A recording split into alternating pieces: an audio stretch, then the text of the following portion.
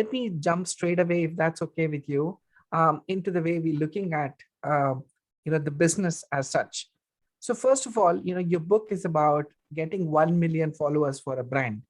Now, the first question which obviously comes to my mind is, why is it important to have 1 million followers for a brand? Why is it so important for a brand to have so many followers? Yeah, it's a great question. Well, I think it first starts off with, what are the real goals of the brand? That's where I always start. So sometimes we will have brands or corporations come to us and they initially say, well, we just want to focus on follower growth. But when we get into the business, they're looking for lead generation at scale. So to me, it's like, well, let's set the foundation for the key KPIs, the key performance indicators that you're going after, whether it's lead generation, traffic acquisition, sales, drive that up, and then we can reinvest in the longer strategy, because followers, organic strategy is a long-term brand play. Can it be extremely valuable? Yes, it definitely can.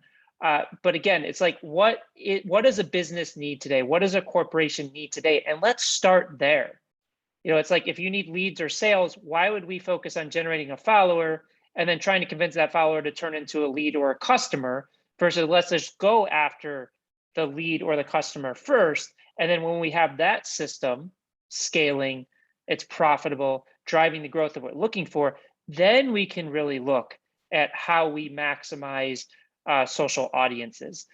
In addition, when we talk about generating followers at any scale, 10,000, a million, 10 million, you have to understand that your content strategy has to be really dialed in, because we now live in a world where there's a ton of people on social media producing a ton of content every day. And just because you have a follower does not mean that that follower is actually going to see your content, because there is so much competition, and the algorithms, which controls who sees what content, has to prioritize the content that plays to their business goals. And the social media platforms' goals is retention, because the longer that they spend on these platforms, the more ads they can serve. So they're always going to favor content that is, one, stopping the scroll and grabbing the attention, and then holding that attention for as long as possible. So even if we gave everybody on this call 1 million followers tomorrow, if their content strategy is not dialed in, the value behind that is not going to be as high as the people that really focus on content first, having the right strategy to play to getting that reach and distribution.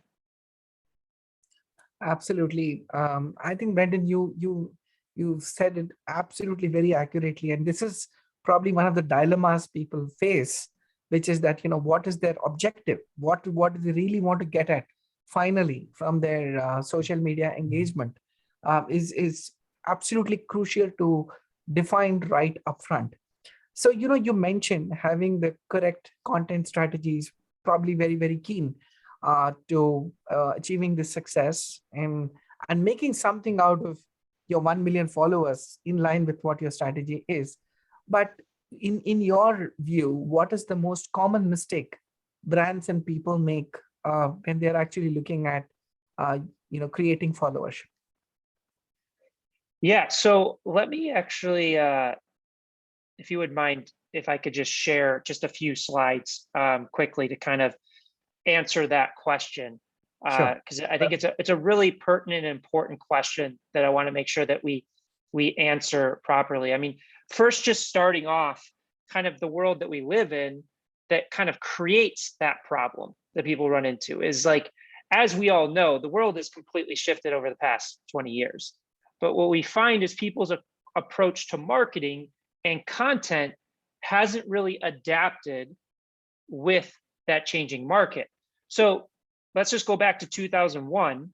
It's pretty safe to say there's probably 1 million content creators on the planet that are reaching the masses, because content distribution to the masses was heavily regulated.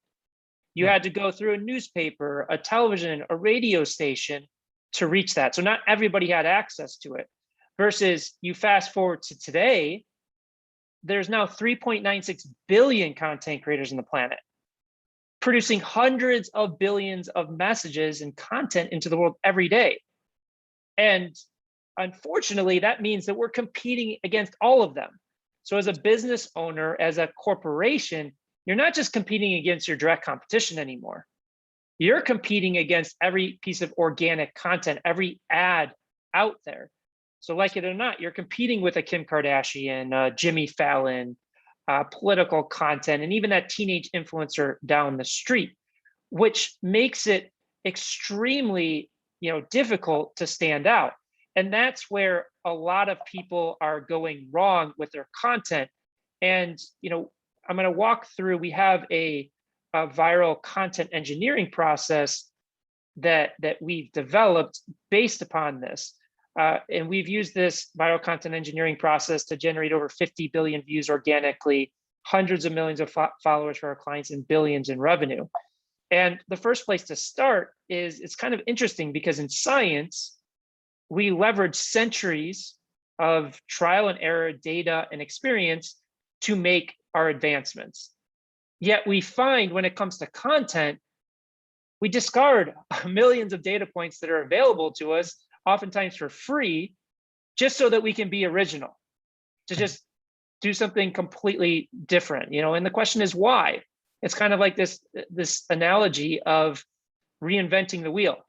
As the guy's got the wheel here, and these guys are saying, no, thanks, we're just too busy here. So this is, to your question, this is where most companies or content creators are falling short.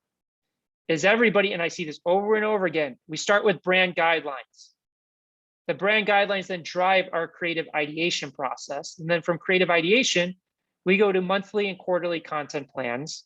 Then we produce and post, and then we review the results monthly and quarterly, and then go back to the creative ideation process.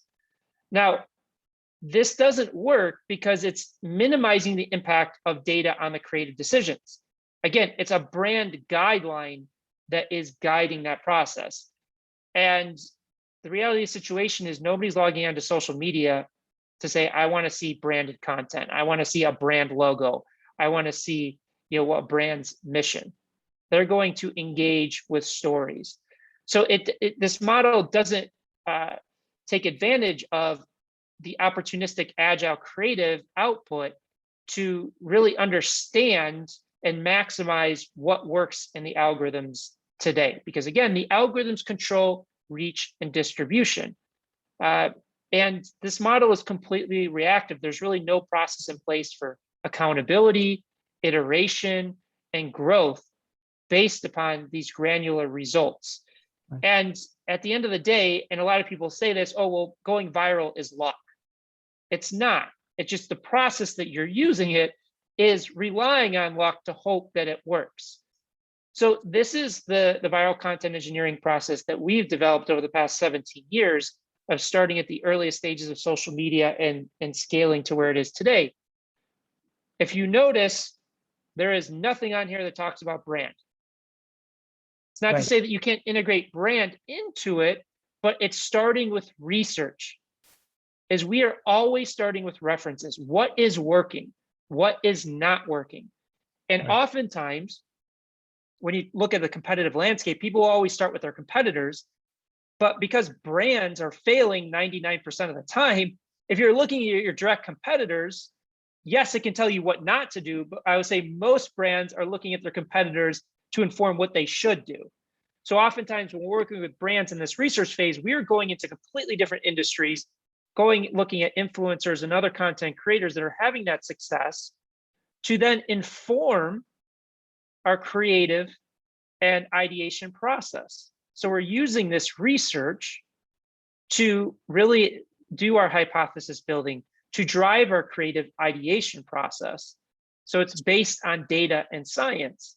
And then another important thing is we're going into single iteration production planning.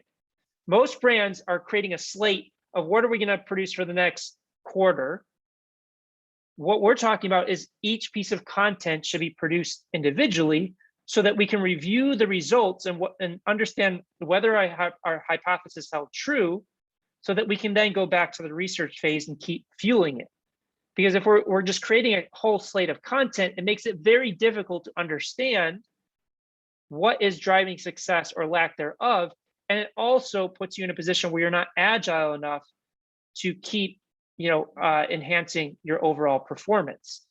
So again, why this model works, it's built on research. It's built on what works for the audiences rather than the creators' affinities or the brand's affinities or those brand guidelines. I'm not here to say brand's not important. I'm just saying leading with brand often gets you into trouble from a performance standpoint, because it's just focusing your intent focus on what you want to say versus what the audiences want to hear and what also the algorithms are looking for. So again, this data-informed ideation, this research-backed process exponentially increases the quality of your creative process, and it leads to efficiencies of the production budgets, your marketing budgets, and it's extremely efficient for learning. So there's no wasted success, and more importantly, there's no wasted failures. We don't look at a failure as a negative thing as long as we're learning from it. And most companies, they just keep posting the same stuff and they're not learning from it, thus they're not growing. And another big thing is this process really focuses on quality and results over quantity. Because one of the biggest fallacies in social media marketing is it's a frequency game. It's how much content can we produce? I'm not saying that can't work, but people are jumping to producing as much content as possible before they understand what really works. Amazing insight, Branden. I think when we look at several brands which have done it well, and unfortunately a lot of brands don't get it right, it's about saying that I've done something and it seems to be working or doesn't seem to, but I don't have the patience, but I keep doing the same thing over and over again, hoping that something will actually go viral or catch the attention of the people, as opposed to an iterative process from which I'm continuously learning, right? And making course corrections, sometimes even having to abandon what probably we believe is right and go out there. And what I also hear you telling is intuitively the brand messages will get in. We don't have to be worried about abandoning our core positioning messages that we want to give. It is just that we're making it iterative to learn in what way can we communicate that message with impact. Is my understanding right? Is this right? Yes. So when we work with brands, we never change who they are. We never change what they want to share. It's just the way that we contextualize it so it works in today's world. Because if it comes off like you're trying to sell something, if it comes off like just, hey, this is my brand, you should pay attention to it, it falls flat. Because again, going back to the beginning of the presentation, you're fighting against hundreds of billions of pieces of content. And that means the algorithms have to prioritize. And it's really a cutthroat world, because if the algorithms have hundreds of billions of pieces of content to choose from, if your content doesn't stack up against that, it's never going to get that reach. So for example, I was having a conversation with a friend of mine who's a top influencer on TikTok. He's just hit 20 million followers. And we were looking at the difference between his most viewed video, which has 90 million views, and another video that had 5 million views. Mm-hmm. And the difference was in the retention is the 90 million view had a 28-second retention. The 5 million one had 7 seconds or 21 seconds. So a 7-second difference. That is the level of difference that we're talking about, because again, there's so much content to choose from. Now, even if you're focused on paid, it does skip you having to play to the algorithms because you're paying for that reach. But that doesn't mean just because you're paying for the reach, mean you're going to stop the scroll and grab that attention. And the auctions play similarly to the algorithms. The ads that grab attention and hold attention for longer period of time, they will give you a lower cost in the auction, versus the content that isn't good, that isn't grabbing that attention, holding that attention, your cost in the auction is going to go higher. Because again, the holy grail for these companies is their feed, is their retention. So they do not want to put anything into a user's feed if it's going to detract from their end goal. Absolutely. So in many ways, you've got to learn how to get your pound of flesh in the whole thing, as opposed to what the publisher is trying to achieve, which could be at loggerhead sometimes with what you're saying, right? So, you've run many, many successful campaigns yourself, Branden. What were some of those nuggets or learnings that we can get from some of the most successful campaigns that you've run? That's an audience question that's come up. Yeah, and I'll go back to share a few things here that I think can that are coming from our learnings. So number one, this is, after doing this for 17 years, we've really distilled it down to the physics of delivering a message, and the new book Hook Point dives into this deeply. But what we really look at is kind of 3 pillars to successful marketing at scale, whether you're talking about organic or paid. Is one, you've got to grab that attention, because if you're not stopping the scroll, or in the case of YouTube, earning that click on like a suggested video or even an ad, you get lost in the noise, because that's the first signal to an algorithm or an auction that your content's not good. But we're not just talking about clickbait here. We're not talking about tricking people, because the algorithms and the auctions are too smart for that at this point. So it's how do we hold that attention? Because as we know, attention without substance really has no value. And then third, it's like, how do we monetize that attention? How does it play to the overall business goals? Because all the attention in the world really means nothing unless you truly monetize it. So when we look at our most successful campaigns, they're all playing these 3 core pillars. If any one of these are missing, that's when it falls apart. If we don't grab attention, we can never get to our story. We can never get to our brand mission. If we grab attention and hold that attention, but it doesn't play to the overall business objectives, then it's not sustainable. We can't keep investing in that direction. So that's really kind of what we've really learned at a high level from our most successful campaigns, is the ones that are successful include each of those 3 key pillars that really allows us to scale. Amazing, Branden. I think that's very crucial. And I think, so would you actually look at creating content which is in stages, so that you can actually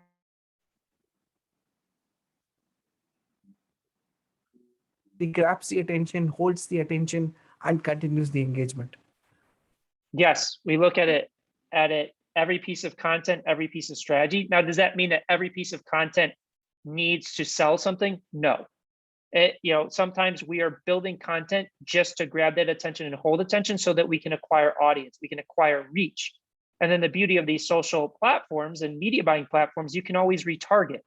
So oftentimes we'll create a strategy that's really about gaining reach, gaining engagement, gaining awareness, and then the more direct response element of it will just be used in a different piece of creative that's used for retargeting. And I think that's, people oftentimes make a misstep with that or don't realize that, is each piece of content can have its own purpose in the overarching strategy. Absolutely, Branden. Which brings us to another question. When we talked about different types of content, the question is, are there any rules that one has to follow while creating content for different types of audiences? As we know, brands have to engage with different types of audiences, and what they want to achieve with each of these audiences can be very different. So looking at that, is there a rule that you would like brands to follow when they're creating content for different audiences?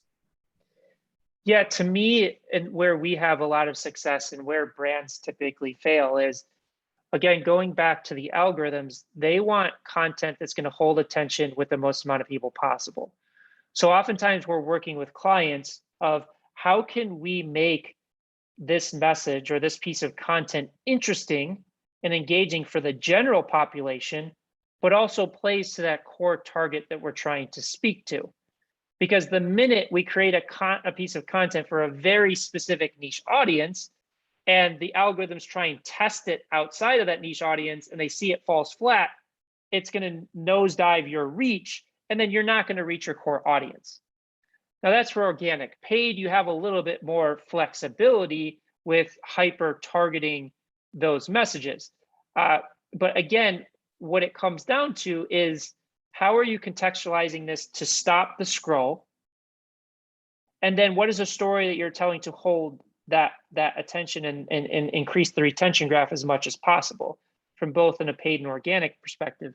But where we've found the most success is not hyper focusing on the message for a specific audience, but how do we make it digestible for the widest audience possible, but then still plays to the core message that we want to deliver. So I'll give you an example. There's a real estate agent called Ryan Serhant. He's wildly successful on social media, and he specializes in selling the most expensive homes in the world. So he's selling homes that are 10, 30, 50, $100 million. What you would think, well, there's only so many people in the world that can afford that. But what he did that was so brilliantly and continues to do is he makes his content digestible for the general audience. So he says, I'm going to take you on a tour of a $7 million closet. I'm going to go show you a $150 million ranch. Now, the general audience would love to see that piece of content, but also the individual buyer is interested. Because he's playing to that general audience, he gets massive reach. He reaches millions, in some cases, tens of millions of viewers. And within that subset of audience, a very small fraction or percentage actually have the ability to engage Ryan, either for that specific property or just in general. And he has said that he has sold 10, 20, $30 million properties off a single YouTube organic video. Wow, fantastic.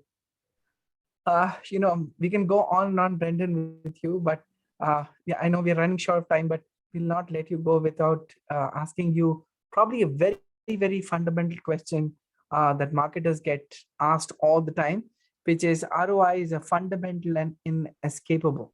It's a mantra we often hear amongst social media campaign managers. Do you think marketers need to look beyond the immediate ROI against the benefit coming in from long-term impressions? So it's really about, how do you strike a balance? Yeah, and as we kind of talked about in the beginning, is the number one goal is how are we driving the business forward? So there's kind of a dual approach. There's the kind of short-term strategy of how do we fuel the KPIs and ROI, and then the long-term strategy. In understanding the delineation between the two, and also the purpose of different content formats, different content campaigns for the long-term strategy versus the short-term strategy. But as I mentioned, even with the long-term strategy and playing to massive reach, massive engagement, you can always retarget. So if you're playing to what the algorithms are looking for from an organic perspective, you're building that reach, you're building that engagement, you can always retarget with direct response ads. So I think both are critically important. Obviously, ROI allows us to invest more. It allows us to spend more resources into both sides of the strategy. But I think both are critically important. It's just understanding and delineating both tracks and how they can compound and play off of each other for both short and long-term success. So, as I was saying, I think we can go on and on about a lot of questions that are coming in. I'm afraid that, we covered a lot of ground, but we still have a lot of questions that are still there. But we will look forward to, asking you and engaging with you on more of these. And I'm sure many of these are answered in your book as well. But if we have time, if you were to give one last piece of advice, even in the form of a don't on social media following creation, what would that be from your experience? What is one thing that we should definitely not do? Lead with brand. Lead with brand and ignore the research part. Again, I'm not saying that brand is not important. I'm not saying brand can play a critical role, but start with research. Don't skip that part. Really become a student of what works, what doesn't work, and allow that to inform the creative decisions that you're making in any type of marketing campaign, whether that is organic or paid. Amazing, amazing, Branden. You're giving us an advice which is very different from very classical ways of looking at branding and management. But I think it's very, very important. I think in my own experience and looking at so many brands all over India and how they're growing, I think this was absolutely something that everybody should pay attention to. So thanks for joining us.